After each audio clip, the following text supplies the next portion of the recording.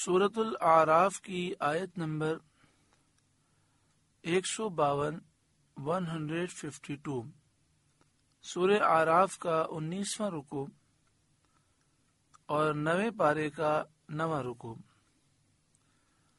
اللہ رب العالمین نے ارشاد فرمایا، ان الذین اتخذوا العجل، بے شک وہ جو بچھڑا لے بیٹھے، یعنی جن لوگوں نے بچھڑے کی پوجا کی، سینالہم غضب من ربہم وذلۃ فی الحیاۃ الدنیا، ان قریب انہیں ان کے رب کا غضب اور ذلت پہنچنا ہے دنیا کی زندگی میں۔ جیسا کہ آپ جانتے ہیں کہ حضرت موسیٰ علیہ السلام جب کوہ طور پر توریت لینے کے لیے گئے تو پیچھے سے آپ کی قوم کی اکثریت بچھڑے کی پوجا میں پڑ گئی۔ ان کے متعلق فرمایا کہ جن لوگوں نے بچھڑے کی پوجا کی، ان قریب انہیں ان کے رب کا غضب پہنچے گا اور دنیا کی زندگی میں ذلت پہنچے گی۔ وَكَذَلِكَ نَجْزِي الْمُفْتَرِينَ، اور ہم ایسا ہی بدلہ دیتے ہیں بہتان باندھنے والوں کو۔ وَالَّذِينَ عَمِلُوا السَّيِّئَاتِ، اور جنہوں نے برے کام کیے، ثُمَّ تَابُوا مِن بَعْدِهَا، اور ان کے بعد توبہ کی، وَآمَنُوا، اور ایمان لائے، إِنَّ رَبَّكَ مِن بَعْدِهَا لَغَفُورٌ رَحِيمٌ، تو اس کے بعد تمہارا رب بخشنے والا مہربان ہے۔ اس آیت سے ثابت ہوا کہ کوئی چاہے کتنا بھی گناہگار ہو، اگر توبہ کرے، گناہ چاہے صغیرہ ہو یا کبیرہ، جب بندہ ان سے توبہ کرتا ہے تو اللہ تبارک و تعالی اپنے فضل و رحمت سے ان سب کو معاف فرماتا ہے۔ وَلَمَّا سَكَتَ عَن مُوسَى الْغَضَبُ أَخَذَ الْأَلْوَاحَ، اور جب موسیٰ کا غصہ تھما، تختیاں اٹھا لیں۔ موسیٰ علیہ السلام نے جب قوم کو پوجا کرتے ہوئے دیکھا تو آپ سخت جلال میں آئے۔ اب قرآن مجید فرقان حمید ارشاد فرماتا ہے کہ جب آپ کا جلال وہ ختم ہوا تو آپ نے وہ تختیاں اٹھا لیں جس میں توریت لکھی ہوئی تھی۔ وفی نسختها ہدی ورحمۃ للذین هم لربهم یرہبون، اور ان کی تحریر میں ہدایت اور رحمت ہے ان کے لیے جو اپنے رب سے ڈرتے ہیں۔ یعنی تختیوں پر جو توریت لکھی تھی اس میں ہدایت بھی ہے اور رحمت بھی ہے ان لوگوں کے لیے جو اپنے رب سے ڈرتے ہیں۔ وَاخْتَارَ مُوسَىٰ قَوْمَهُ 70 رَجُلًا لِمِيقَاتِنَا، اور موسیٰ نے اپنی قوم سے 70 مرد ہمارے وعدے کے لیے چنے۔ یعنی جب قوم کی اکثریت نے بچھڑے کی پوجا کی تو اللہ کا حکم ہوا، حضرت موسیٰ علیہ السلام نے 70 افراد چن لیے اور آپ انہیں کوہ طور لے گئے تاکہ وہ اللہ تعالیٰ سے معافی مانگیں اور پوری قوم کی طرف سے عذر پیش کریں، پوری قوم کی طرف سے معافی مانگیں۔ لیکن وہاں جا کر وہ کہنے لگے کہ جب تک آپ اللہ ہمیں اعلانیہ نہیں دکھائیں گے ہم ایمان نہیں لائیں گے، آپ کی بات کو نہیں مانیں گے۔ تو ایک زوردار آواز ہوئی اور اس آواز سے پہاڑ پر زلزلہ آیا اور اس آواز کی ہیبت سے وہ 70 افراد ہلاک ہو گئے۔ فَلَمَّا أَخَذَتْهُمُ الرَّجْفَةُ، پھر جب انہیں زلزلے نے پکڑ لیا، قَالَ رَبِّ لَوْ شِئْتَ أَهْلَكْتَهُم مِّن قَبْلُ، موسیٰ علیہ السلام نے عرض کی، اے میرے رب، اگر تو چاہتا تو پہلے ہی انہیں مار دیتا، وَإِيَّايَ، اور مجھے بھی ہلاک کر دیتا۔ حضرت عبداللہ بن عباس رضی اللہ تعالی عنہما نے فرمایا کہ زلزلے میں مبتلا ہونے کا سبب یہ تھا کہ قوم نے جب بچڑا قائم کیا تھا تو یہ لوگ ان سے جدا نہ ہوئے تھے. اور دوسری بات یہ بیان کی گئی کہ انہوں نے یہاں آ کر حضرت موسیٰ علیہ السلام کی توہین کی اور کہنے لگے ہم آپ کی بات پر یقین نہیں کریں گے جب تک کہ اللہ کو آپ ہمارے سامنے لے کر نہ آئے. موسیٰ علیہ السلام نے یہ عرض کی کہ مالک یہاں آنے سے پہلے ہی تو ان 70 افراد کو ہلاک کر دیتا تو لوگ ان کی ہلاکت کو اپنی آنکھوں سے دیکھ لیتے اور انہیں مجھ پر قتل کی تہمت لگانے کا موقع نہ ملتا. اتہلکنا بما فعل السفہاء منا، کیا تو ہمیں اس کام پر ہلاک فرمائے گا جو ہمارے بے عقلوں نے کیا؟ یعنی جن لوگوں نے بچڑے کی پوجا کی وہ بے عقل لوگ تھے. کیا اے مالک تو اس وجہ سے ہمیں ہلاک فرمائے گا؟ یعنی ہمیں ہلاک نہ کر اور اپنا لطف و کرم فرما. ان ہی الا فتنتک، وہ نہیں مگر تیرا آزمانا. اے مالک یہ تو تیری طرف سے آزمائش تھی. تو دل بہا من تشاء و تہدی من تشاء، تو اس سے گمراہ کرے جسے چاہے اور راہ دکھائے جسے چاہے. انت ولینا، تو ہمارا مولا ہے. فاغفر لنا، تو ہمیں بخش دے. وارحمنا، اور ہم پر رحم فرما. وانت خیر الغافرین، اور تو سب سے بہتر بخشنے والا ہے. واکتب لنا فی ہذہ الدنیا حسنہ، اور ہمارے لیے اس دنیا میں بھلائی لکھ دے اور ہمیں عبادت کی توفیق عطا فرما. وفی الآخرتی، اور آخرت میں بھلائی لکھ دے. انا ہدنا الیک، بے شک ہم تیری طرف رجوع لائے.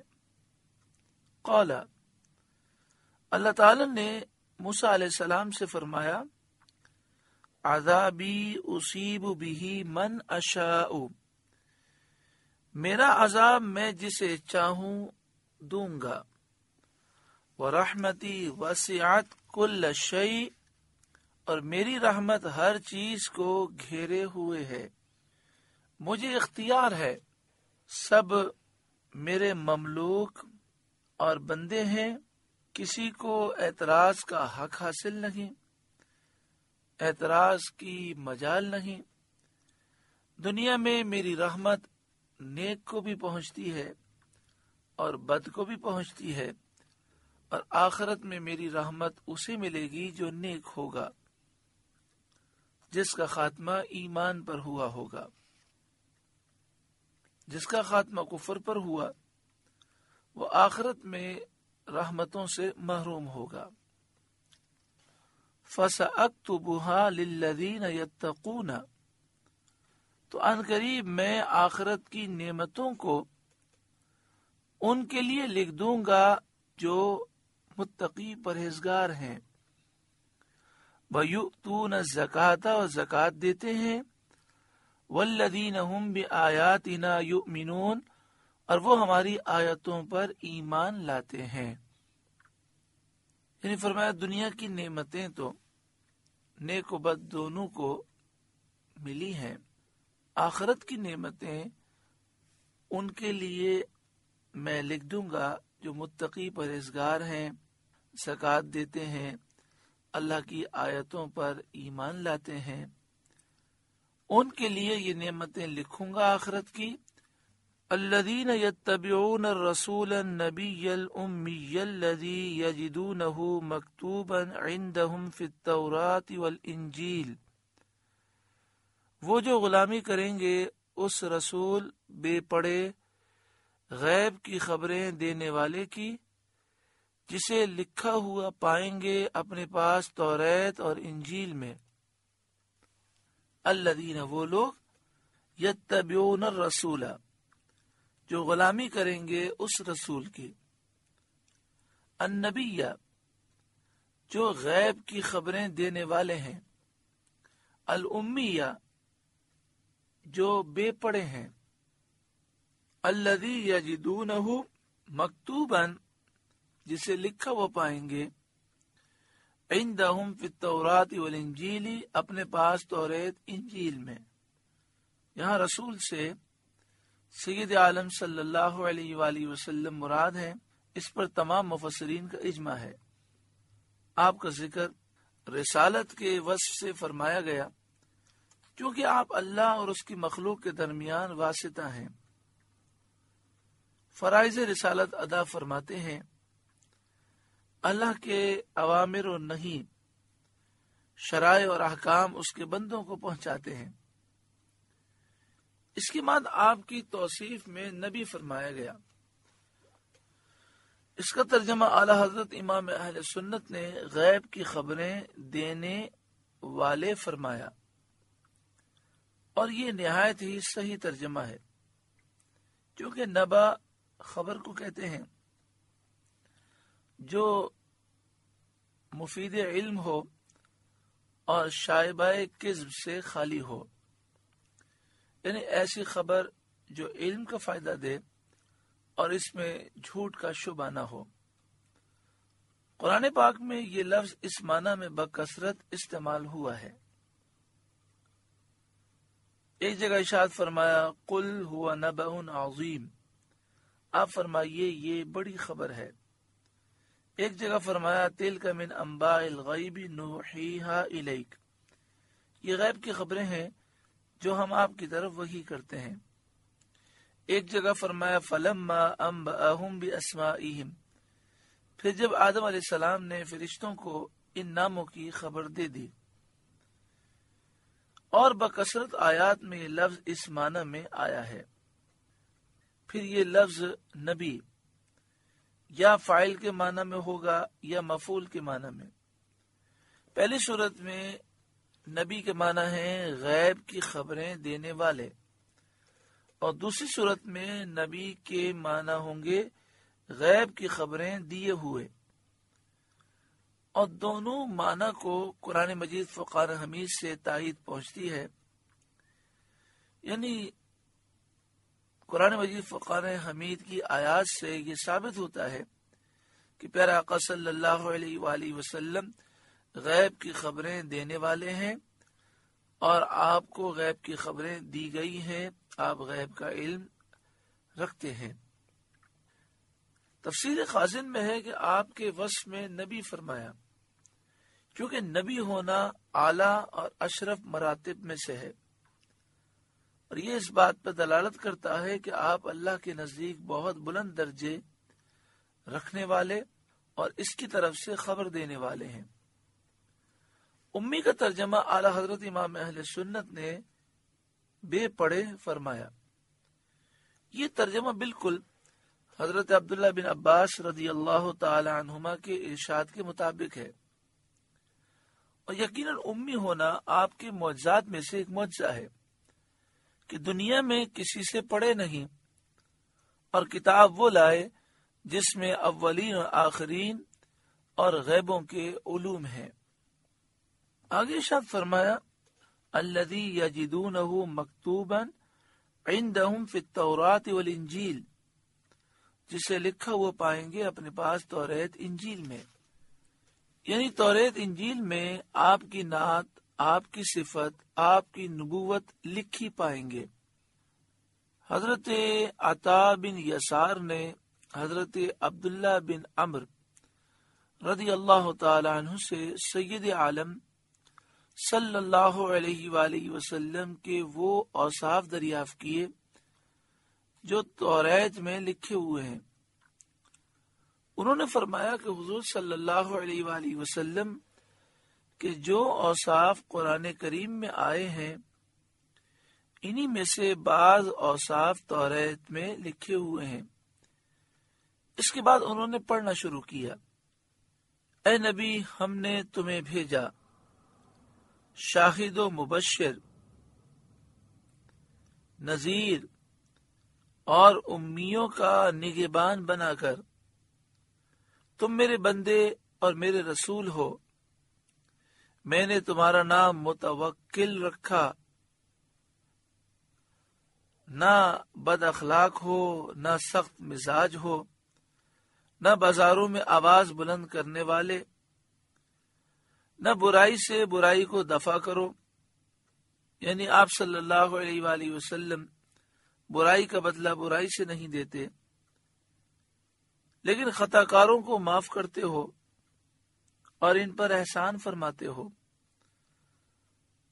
اللہ تعالیٰ تمہیں نہ اٹھائے گا جب تک کہ تمہاری برکت سے غیر مستقیم ملت کو اس طرح راست نہ فرما دے کہ لوگ صدق و یقین کے ساتھ لا الہ الا اللہ محمد رسول اللہ پکارنے لگیں، اور تمہاری بدولت اندھی آنکھیں روشن ہوں گی، بہرے کان سننے لگیں گے، اور پردوں میں لپٹے ہوئے دل کشادہ ہو جائیں گے۔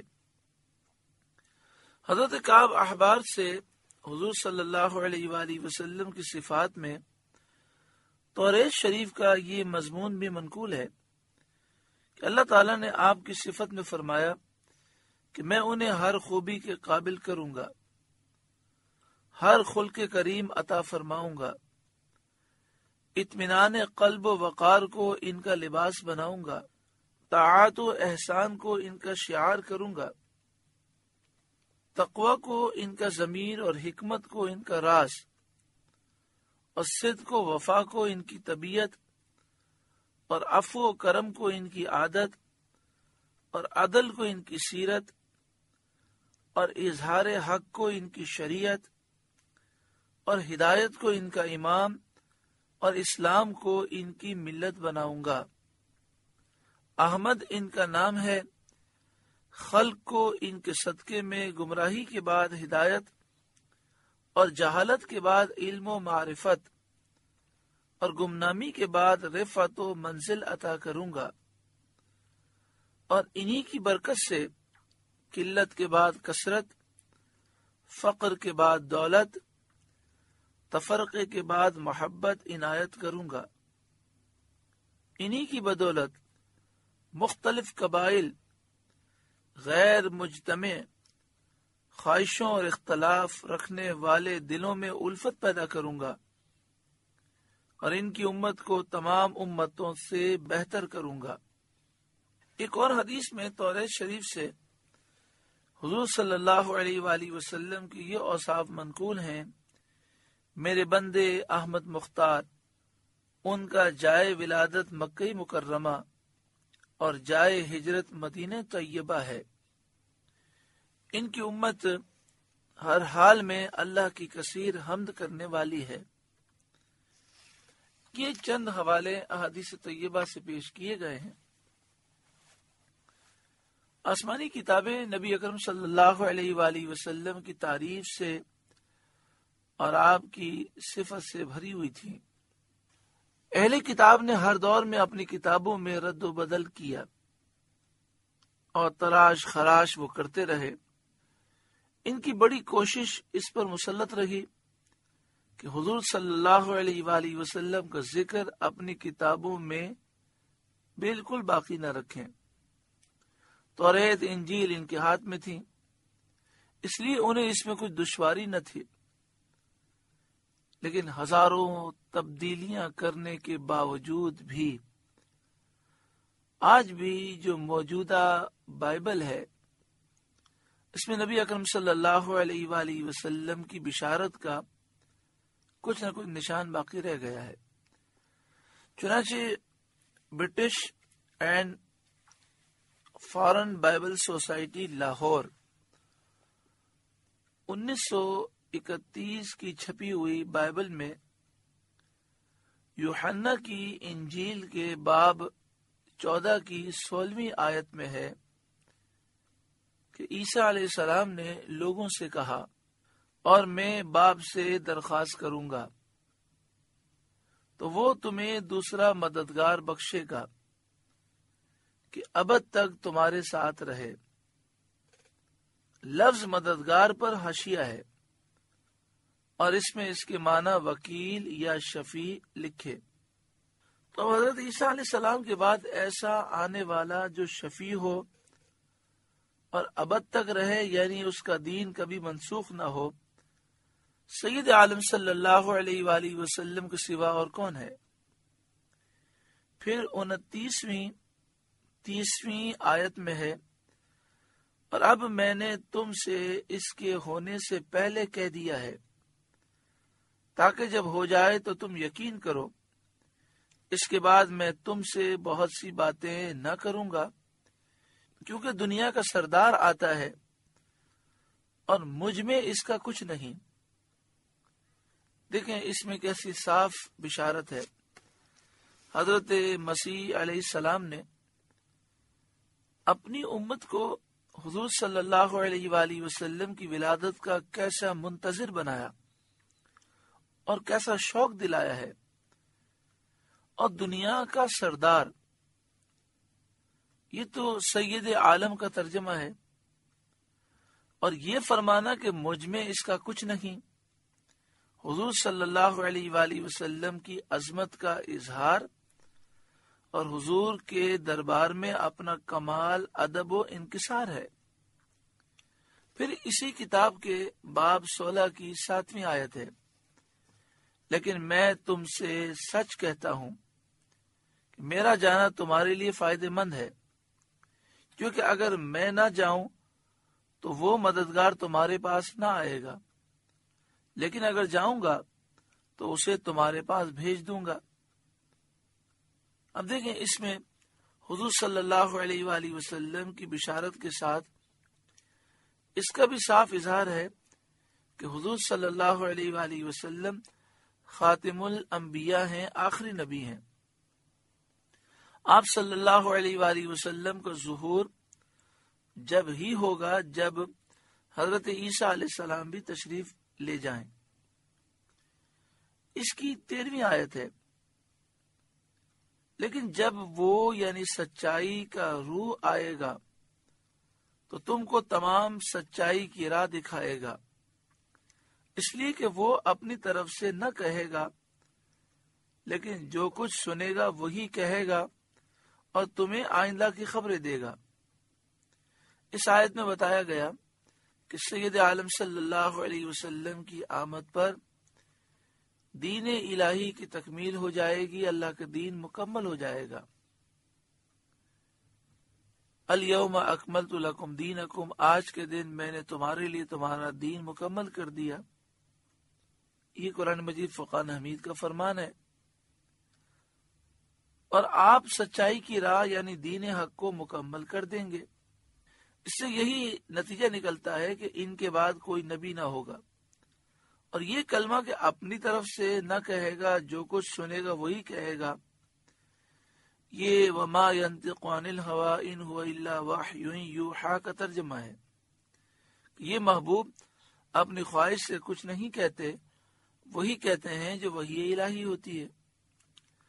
اور یہ جملہ کہ تمہیں آئندہ کی خبریں دے گا، اس میں صاف بیان ہے کہ وہ نبی کریم صلی اللہ علیہ وآلہ وسلم غیبی علوم سکھائیں گے، جیسا کہ قرآن مجید فرقان حمید میں فرمایا یعلمکم ما لم تکونوا تعلمون، وہ تمہیں سکھاتے ہیں جو تم نہیں جانتے تھے۔ وما هو علی الغیب بضنین، یہ نبی غیب بتانے میں بخیل نہیں۔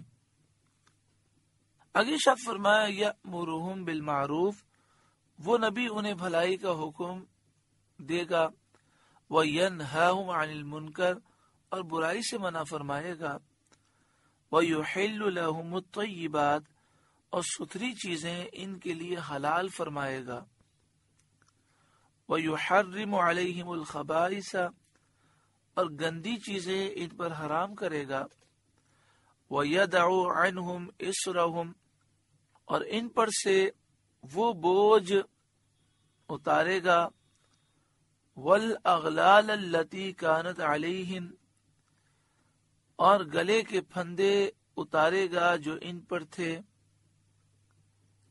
یہاں فرمائے گا کہ وہ نبی ان سے بوجھ اتاریں گے اور گلے کے پھندے اتاریں گے۔ بوجھ سے مراد سخت تکلیفیں، جیسا کہ انہیں حکم تھا کہ اگر انہوں نے کفر کر لیا، اب کفر سے توبہ کرنا چاہتے ہیں تو اپنے آپ کو قتل کر دیں، قتل کے لیے پیش کر دیں۔